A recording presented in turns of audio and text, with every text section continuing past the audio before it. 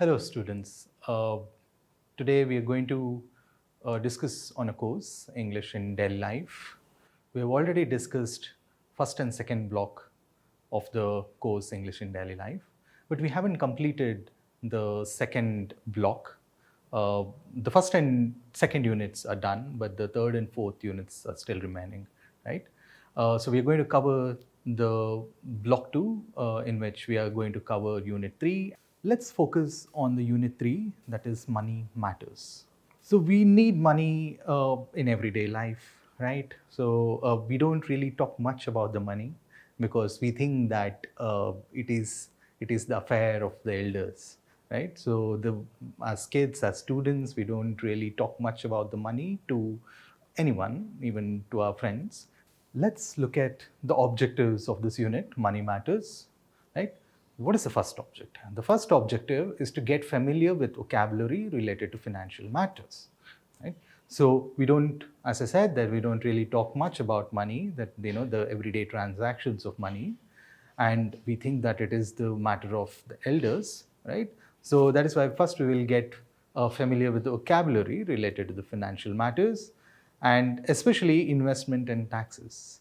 Again, the investment and taxes, it is nowadays the younger generation, so they are more into investment and taxes, especially after the emergence of cryptocurrency, bitcoins, etc. Right? But still, the majority of the people, majority of the students, they are still not very comfortable talking about the financial matters. But it is important to get familiar with the matter of investment and taxes, right? The second objective of the unit is to understand and discuss pertinent issues related to finance, right? So what are the pertinent discussions that are happening in the everyday life? Every day, in a global economy, so everything matters, when it comes to the financial issues, right? So that's why it is important to discuss the pertinent issues that are kind of influencing our financial trend, all right? So we will discuss about that. So the third objective, let's look at the third objective. It is to understand the vocabulary of share bulletins, insurance schemes, etc. So again, we're not very familiar with the vocabulary of what is going on, especially in terms of shareholds, the share market and the insurance schemes, etc. So we will look at the vocabulary of these. And the fourth objective, it is to enable comprehension related to financial matters, right? So again, we will look at the financial matters, and then we will look at what are the schemes, what are the insurances that are important in being financially stable, right? So we will look at that in the in this unit. And the fifth objective is to have a better understanding of conditional clause and its usage. So all the schemes, the shares that we buy or we get, so it all comes with the conditions, right?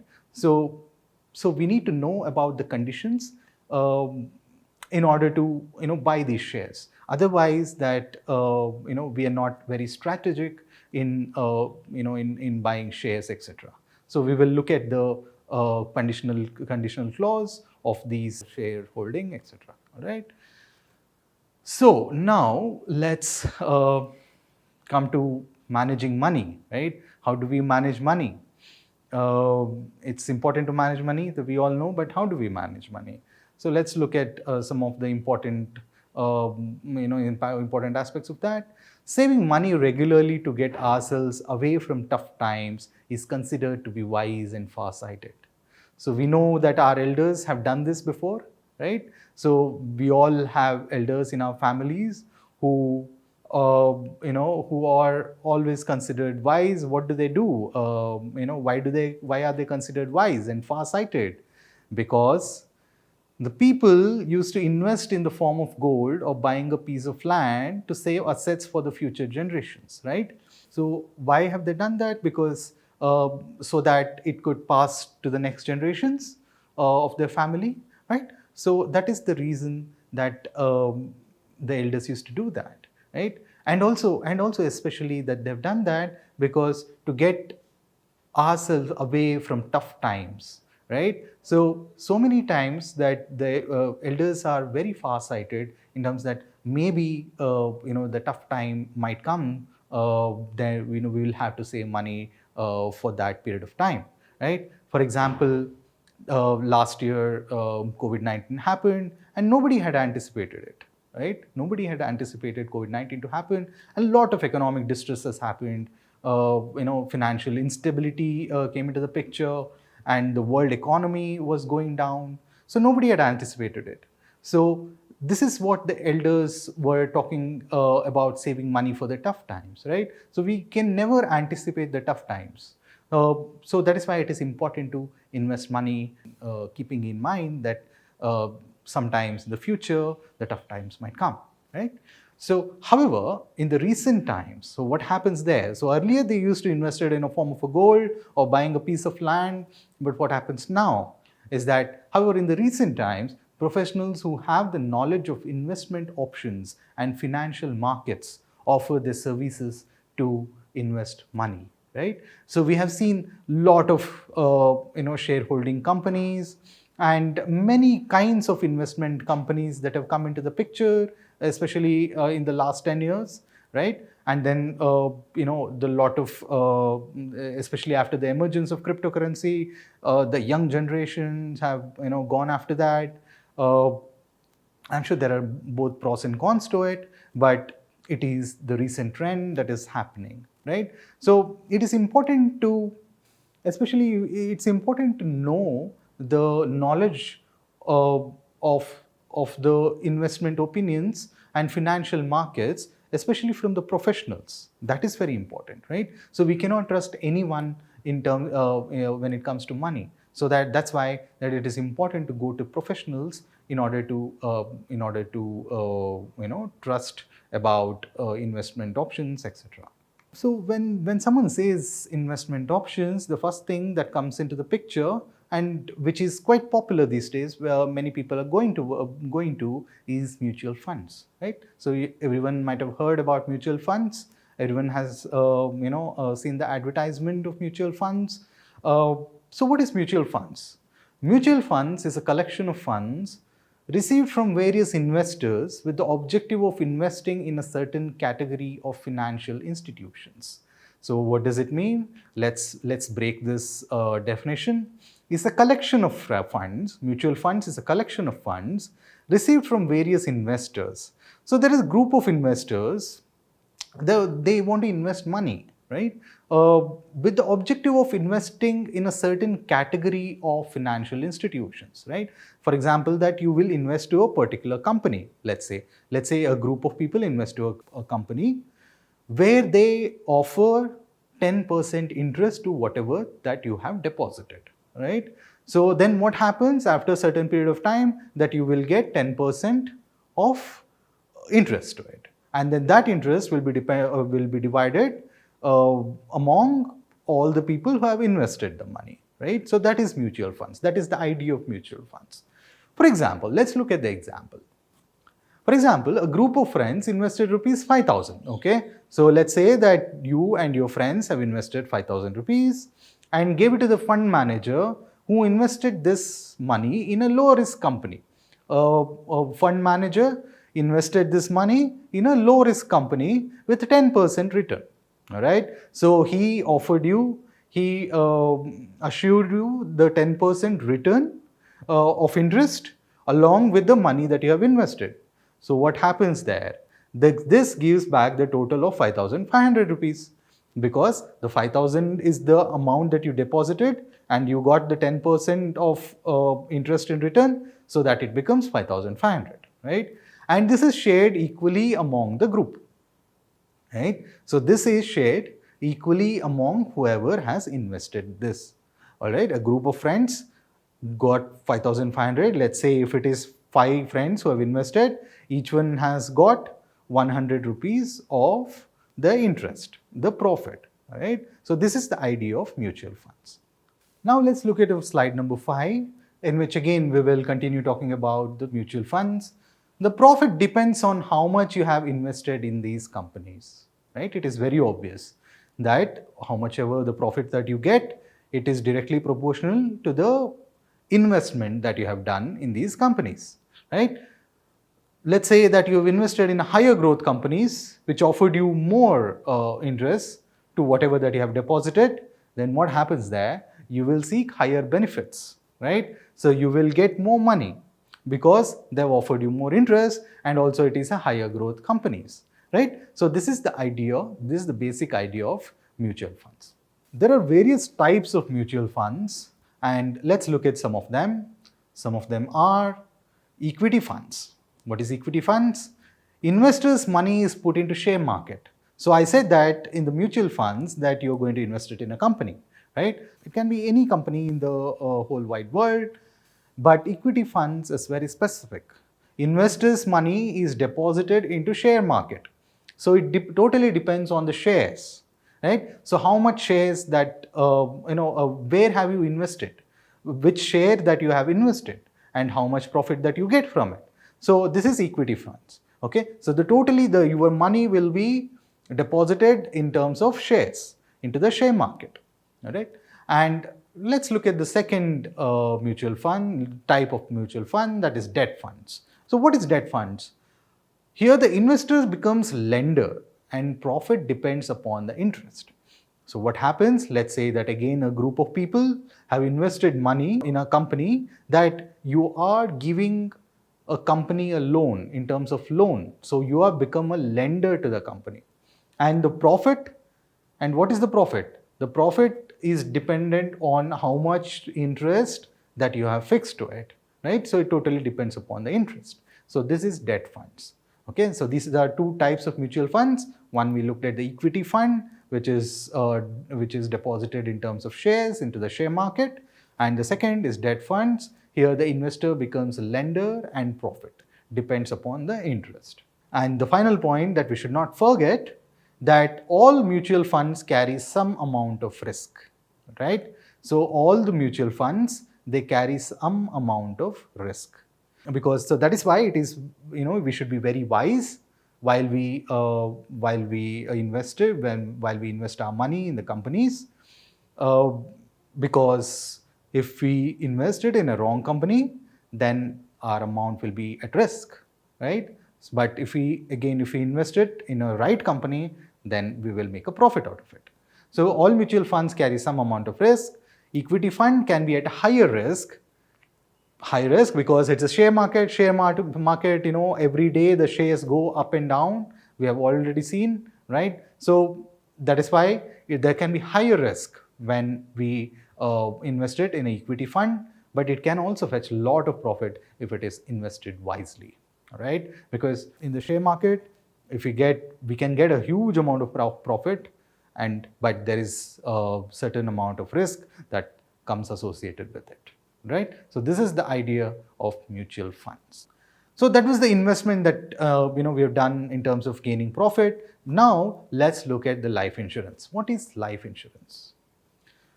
Life insurance is an essential part of financial planning, right? So the insurance, so whatever we get it, it is always wise to put an insurance to it, because that it will be advantage in the near future, right? The important aspect of life insurance is to replace income that would be lost with the death of an income earner in the family. So let's say that that you have invested some money, and this is you have invested as a life insurance. So what happens there? So someone invests, and then it can be claimed when the person dies, right? So let's say that it is untimely death, but there is some kind of financial security that comes with it, right? You cannot, of course, replace the person there, but you will get some kind of financial stability there. So this is life insurance. Okay, it helps the family by giving financial assistance, right? Also, life insurance proceeds are tax-free, so that is also important, right? So if we are concerned about the family members, then it is always well advised to invest on a life insurance, because one, it provides a financial assurance, and also these insurance proceeds are tax-free, right? And when you take a life insurance policy, you become the holder as well as the beneficiary. So let's say that you buy a life insurance policy, that you become the holder, the policy holder, as well as the beneficiary, right? But what you can do there is that you can nominate the beneficiary, okay? So that is usually from the family, right? It can be anyone from the family that you can nominate the beneficiary. So what will happen? So when something happens to you, then the beneficiary, the other member of the family, will get benefits out of it, right? So one has to pay a fixed amount called premium at regular intervals, so that you have got the life insurance. So you will have to keep paying a premium, okay, like a fixed money up to a certain period of time at regular intervals, right? So this is life insurance. There are three basic kinds of insurance. One, endowment plan. So in endowment plan, what happens? The specified sum assured is paid to the nominee or beneficiary of the policy holder. So this is one kind of plan, the endowment plan, where that you will invest money today, and maybe after 10 years that you can get back the money that you've invested with the interest associated with it, right? So you can get a money with the interest. And what is the next one? It's a term insurance. So what term insurance does is that it offers death protection for 1 or more years. So the sum is assured only if the death occurs during this term. Let's say that you offer death protection, that you will think that the next 2 years are crucial, and if something happens in the next 2 years, then all the money that you've invested, it will go to the beneficiary that you have nominated, right? So this is the idea of term insurance. It only applicable to the certain period of time. Otherwise, no survival benefits are provided. So let's say that nothing happens to you in the next 2 years, then there are no survival benefits that are provided to you.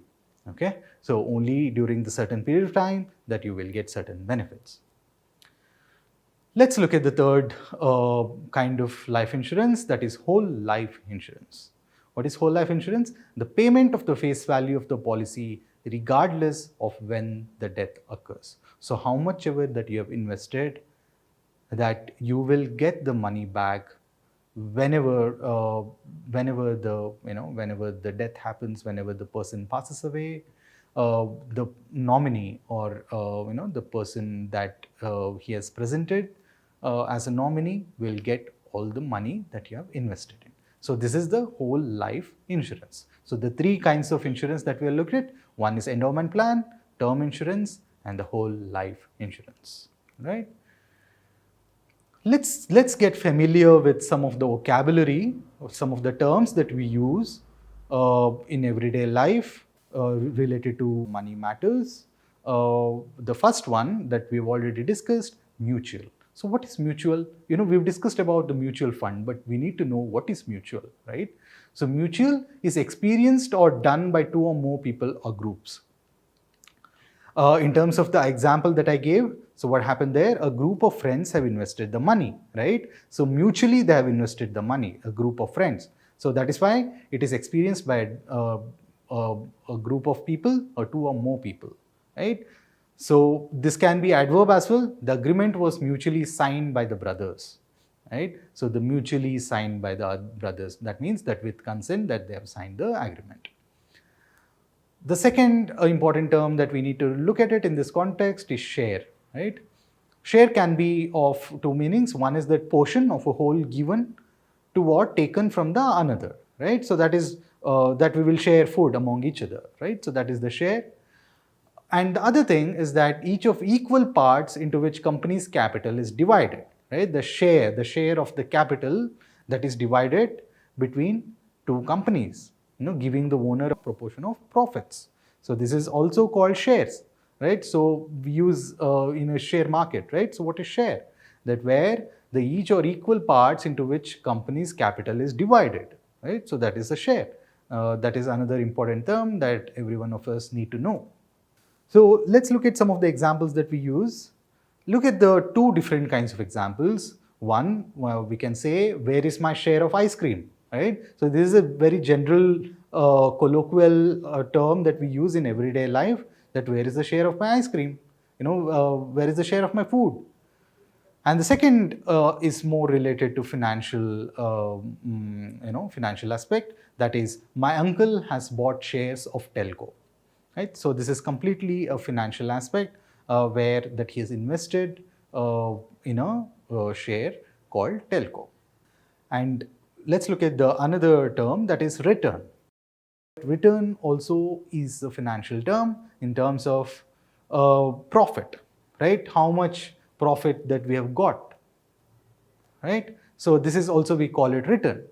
So how much returns that you've got in the company that you have invested, right? So this is also a financial term in that sense, right? So one is financial, one is very colloquial term that we use in everyday life, like send the ball back in tennis, right? So that is return, and the another is profit, all right? Let's sum up this unit. In this unit, our main focus was on the aspect of managing money, that we have looked at how important it is to manage money, and then how the elders used to do it, and then after that how now the financial professionals are going to are doing it in in terms of mutual funds, in terms of Bitcoin, in terms of all these financial shares, etc. We talked about the different types of mutual funds and how people earn profits through it. So we have discussed about it, the mutual funds and how people can earn profits through it. Also, we looked at the risk associated with the mutual funds. Further, we explored the concept of life insurance and saw how it benefits the family of the policy holder, right? Especially when the untimely death happens, how the insurance comes as a financial assistance to the people, right? So we have looked at that. We then discussed a few words that are commonly used in matters of money, right? So we looked at the vocabulary, that how we use it in everyday life, and the second thing is how it is related to the financial assistance, right? So these are some of the things that we have discussed in the unit. In the next presentation, let's look at the next unit. Thank you.